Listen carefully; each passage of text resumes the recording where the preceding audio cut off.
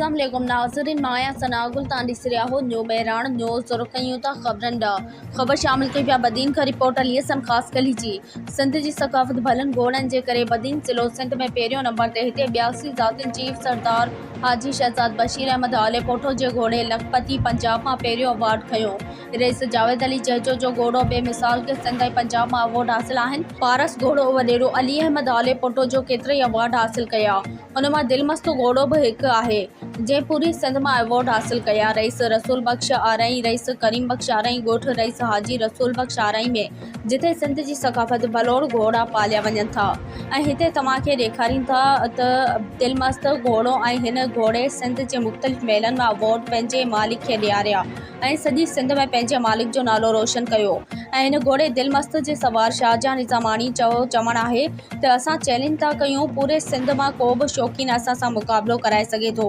मेलनि में असां बिल्कुलु तयारु आहियूं। ऐं रईस हाजी रसूल बख्श आरई ऐं रईस करीम बख्श आरई तर जा मशहूर शौक़ीन आहिनि ऐं घोड़े मालिक रईस करीम बख्श आरई मीडिया के ॿुधायो त हिन दिलमस्त घोड़े जे चाकिर रोज़ाना जी बुनियाद ते तक़रीबन 30,000 जो ख़र्च ताईं हूंदो आहे, जंहिंमें बादाम पिस्ता सचो घी चणा बि मौजूदु आहिनि।